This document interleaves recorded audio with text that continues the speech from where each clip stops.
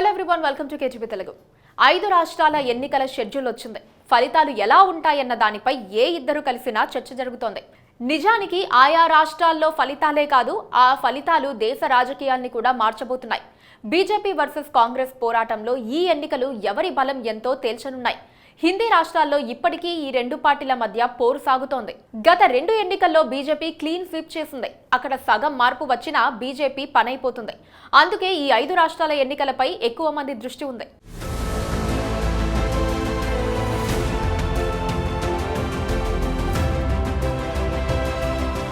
తెలంగాణ, రాజస్థాన్, మధ్యప్రదేశ్, ఛత్తీస్గఢ్, మిజోరాం రాష్ట్రాల శాసనసభల ఎన్నికల షెడ్యూల్ వెలువడింది. 2024 లోక్సభ ఎన్నికలకు 6 మాసాల ముందు జరగనున్న ఈ 5 రాష్ట్రాల ఎన్నికల ఫలితాలు డిసెంబర్ 3న వెలువడనున్నాయి. వీటి ఫలితాల ప్రభావం లోక్సభ ఎన్నికల మీద చాలా ఎక్కువగా ఉంటుంది. అందుకే ఈ ఎన్నికల్లో మెరుగైన ఫలితాలు ఎవరి ఖాతాలో చేరబోతున్నాయనేదే కీలకం. మెజారిటీ విజయాలు సాధించుకోగలిగే వారికి లోక్సభ ఎన్నికల ప్రచారంలో విశేష బలం చేకూరుతుంది. రాజస్థాన్, మధ్యప్రదేశ్, ఛత్తీస్గఢ్లలో ప్రధాన ఎదురెదురు పక్షాలుగా బీజేపీ, కాంగ్రెస్ ఉన్నాయి. ఈ రెండిటిలో ఏ పార్టీది ఇక్కడ పైచేయి అవుతుందో ఆ పార్టీకి ఆటోమేటిక్ గా అడ్వాంటేజ్ ఉంటుంది. కర్ణాటక శాసనసభ ఎన్నికల్లో కాంగ్రెస్ చేతిలో ఓడిపోయిన తర్వాత బీజేపీ విషయంలో నెగిటివ్ ప్రచారం ఊపందుకుంది. మోదీ సర్వం తానే అయి ప్రచారం చేసినప్పటికీ కర్ణాటకలో ఫలితాలు రాలేదు. మోదీ మేనియా ఏమీ లేదన్న విశ్లేషణలు ఈ కారణంగానే వచ్చాయి. రాజస్థాన్, మధ్యప్రదేశ్, ఛత్తీస్గఢ్ రాష్ట్రాల ఫలితాలు హిందీ మాట్లాడే రాష్ట్రాల ప్రజల మొగ్గును సూచించే అవకాశాలున్నాయి. రాజస్థాన్ అసెంబ్లీలో 200 స్థానాలున్నాయి. అక్కడ ఎన్నికలు నవంబర్ 23న జరుగుతాయి. 2018 ఎన్నికల్లో కాంగ్రెస్ పార్టీ 99 స్థానాలు గెలుచుకోంది. అంటే మెజారిటీకి దాదాపుగా దగ్గరగా వచ్చింది. 39.8% ఓట్లను గెలుచుకుంది కాంగ్రెస్. బీజేపీ 70 సీట్లను కైవసం చేసుకుంది. బహుజన్ సమాజ్ పార్టీ, ఇండిపెండెంట్లు మద్దతుతో ప్రభుత్వాన్ని కాంగ్రెస్ ఏర్పాటు చేసింది. ముఖ్యమంత్రి అశోక్ గెహ్లాట్ తిరిగి తన పార్టీని గెలిపించుకునే ప్రయత్నంలో అప్రమత్తంగా పనిచేస్తూ వచ్చారు. పలు సంక్షేమ కార్యక్రమాలు చేపట్టారు. అయితే బీజేపీ కూడా కాంగ్రెస్ను గద్దెదించేందుకు గట్టి కృషి చేస్తోంది. అశోక్ గెహ్లాట్, సచిన్ పైలట్ మధ్య విభేదాలు కాంగ్రెస్ ఫలితాలపై ఎటువంటి ప్రభావం చూపుతాయో కీలకంగా మారనుంది. 230 స్థానాలున్న మధ్యప్రదేశ్ శాసనసభకు పోలింగ్ నవంబర్ 17న జరుగుతుంది. ఇక్కడ కూడా పోటీ బీజేపీ, కాంగ్రెస్ మధ్యనే.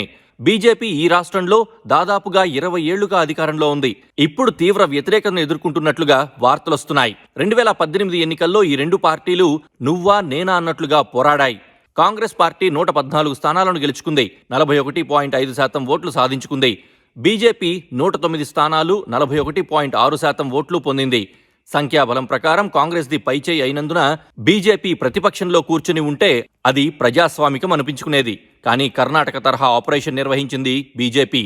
కాంగ్రెస్లో అసమ్మతి నాయకుడైన జ్యోతిరాదిత్య సింధియాను బయటకు రప్పించడం ద్వారా మెజారిటీని కైవసం చేసుకుని అధికారంలోకి వచ్చింది. ముఖ్యమంత్రి శివరాజ్ సింగ్ చౌహాన్ను ఈసారి బీజేపీ పక్కన పెట్టినట్లు స్పష్టంగా కనిపిస్తోంది. పార్టీ పట్ల వ్యతిరేకత పెరిగినందుకు ఆయన్ను రాజకీయంగా బలి తీసుకుంటున్నారని బోధపడుతోంది. 90 స్థానాలున్న ఛత్తీస్గఢ్ శాసనసభ ఎన్నికలు నవంబర్ 7న, 17న 2 విడతల్లో జరగనున్నాయి. వామపక్ష తీవ్రవాదం సమస్య వల్ల ఈ రాష్ట్రంలో 2 దశల్లో పోలింగ్ జరపడానికి నిర్ణయించారు. 17 ఏళ్ల బీజేపీ పాలన తర్వాత 2018 ఎన్నికల్లో కాంగ్రెస్ పార్టీ 67 స్థానాలు గెలుచుకుని దిగ్విజయంగా అధికారంలోకి వచ్చింది. బీజేపీ కేవలం 18 సీట్లే గెలుచుకుంది. ముఖ్యమంత్రి భూపేష్ బఘేల్ ప్రభుత్వం తీసుకున్న అనేక పేదల అనుకూల చర్యలు తనను తిరిగి అధికారానికి తీసుకువస్తాయని కాంగ్రెస్ ధీమాగా ఉంది. నవంబర్ 30న పోలింగ్ జరగనున్న తెలంగాణలో కాంగ్రెస్, బీజేపీలు గట్టి కృషి చేస్తున్నప్పటికీ ముఖ్యమంత్రి కేసీఆర్ ప్రభుత్వం ప్రవేశపెట్టిన అనేక సంక్షేమ పథకాలు బీఆర్ఎస్ కు పునర్విజయాన్ని సాధించి పెడతాయని, ఆ పార్టీ వరుసగా 3వ అధికారంలోకి వచ్చి హ్యాట్రిక్ సాధించగలుగుతుందని ఆ పార్టీ నమ్మకంగా ఉంది. కానీ కాంగ్రెస్ పార్టీ పరిస్థితి అంతకంతకు మెరుగుపడుతోందని సర్వేలు చెబుతున్నాయి. 40 శాసనసభ స్థానాలున్న మిజోరాంలో నవంబర్ 7న పోలింగ్ జరగనుంది. గత ఎన్నికల్లో 27 స్థానాలు గెలుచుకుని అధికారం చేపట్టిన మిజో నేషనల్ ఫ్రంట్ మయన్మార్ శరణార్థుల విరాళాలను సేకరించే విషయంలో బీజేపీతో విభేదించింది. దీంతో అక్కడ బీజేపీకి ఎలాంటి ఆశలు లేవు. కర్ణాటకలో గెలుపు కాంగ్రెస్ కు కిక్కిచ్చింది. 5 రాష్ట్రాల ఎన్నికల్లో బూస్ట్ ఇచ్చింది. మరి 5 రాష్ట్రాల్లో గెలిస్తే కాంగ్రెస్ పార్టీ వేవ్ వస్తుందా? అసెంబ్లీ ఎన్నికల ఫలితాల ప్రభావం పార్లమెంట్ ఎన్నికలపై ఉంటుందా లేదా అన్నదానిపై అనేక రకాల విశ్లేషణలు ఉండవచ్చు. కానీ ఆ ప్రభావం అనేది పరిస్థితులను బట్టి ఖచ్చితంగా ఉంటుందని గత అనుభవాలు నిరూపించాయి. ఇప్పుడు జరుగుతున్న 5 రాష్ట్రాల ఎన్నికల ప్రభావం ఆ తర్వాత జరగనున్న పార్లమెంట్ ఎన్నికలపై ఉంటుందని ఇటీవల జరిగిన రాజకీయ పరిణామాలు నిరూపించాయి. కర్ణాటక అసెంబ్లీ ఎన్నికల ఫలితాలు అక్కడి ప్రజలు అక్కడి ప్రభుత్వంపై ఇచ్చిన తీర్పు.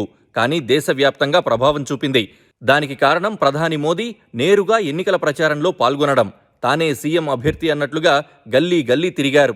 కర్ణాటక ఎన్నికల కోసం బెంగళూరు అంతా రోడ్ షో చేశారు. కానీ ఆయన పర్యటించిన ప్రాంతాల్లో బీజేపీ ఓడిపోయింది. అంటే ఓటర్లు మోదీపై వ్యతిరేకంగా ఉన్నారని అనుకోవాలి. వచ్చే 5 రాష్ట్రాల ఎన్నికల్లోనూ బీజేపీ కటౌట్ ఆయా రాష్ట్రాల్లోని నేతల కాదు, మోదీనే. అక్కడ పెత్తనం చెలాయిస్తున్న నేతలకు బీజేపీ పెద్దగా ప్రాధాన్యం ఇవ్వడం లేదు. నరేంద్ర మోదీనే పర్యటిస్తున్నారు. ఆయన్ను చూసే ఓటర్లను ఓట్లేయమంటున్నారు. అందుకే వచ్చే ఎన్నికల్లో ఫలితాల ప్రభావం ఖచ్చితంగా జాతీయ రాజకీయాలపై ఉంటుందని చెబుతున్నారు. 5 రాష్ట్రాల ఎన్నికల్లో బీజేపీ తాము రేసులో ఉన్నామని వాదిస్తోంది. తెలంగాణలోనూ తమదే పీఠమంటోంది. ఛత్తీస్గఢ్, మధ్యప్రదేశ్, రాజస్థాన్లలోనూ అదే చెబుతోంది. ఒకవేళ ఈ రాష్ట్రాల్లో బీజేపీ గెలిస్తే మోదీకి తిరుగులేని విజయం దక్కినట్లే. ఆయన ఇమేజ్ మరింత పెరుగుతుంది. పార్లమెంట్ ఎన్నికల్లో మరోసారి ఆయన హవా ఉంటుందని విశ్లేషణలు వినిపిస్తున్నాయి. కానీ ఓడిపోతే మాత్రం మోదీపై ప్రజా వ్యతిరేకత తీవ్రంగా ఉందని అభిప్రాయం కలుగుతుంది. అది పార్లమెంట్ ఎన్నికల్లో ఊహించనంతగా పెరుగుతుంది. 2014లో అప్పటి ప్రధాని మన్మోహన్ సింగ్ 10 ఏళ్ల పాలనపై ప్రజల్లో ఎంత వ్యతిరేకత వచ్చిందో అలాంటి వేవ్ వస్తుంది. అదే జరిగితే బీజేపీ తన నెత్తిన తానే చేయి పెట్టుకోవడమే కాదు, రాహుల్ గాంధీ నెత్తిన పాలు పోసినట్లవుతుంది.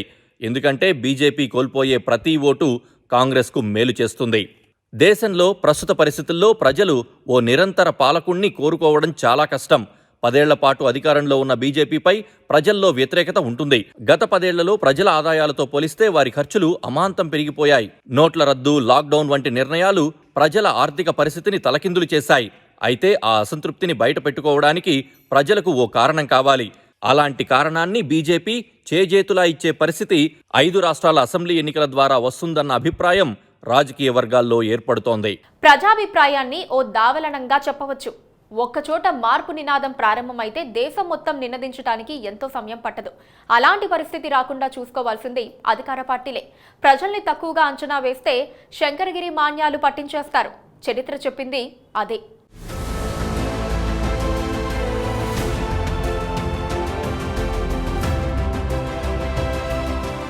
Please subscribe to KTV Telugu. KTV Telugu. KTV Telugu. KTV Telugu channel.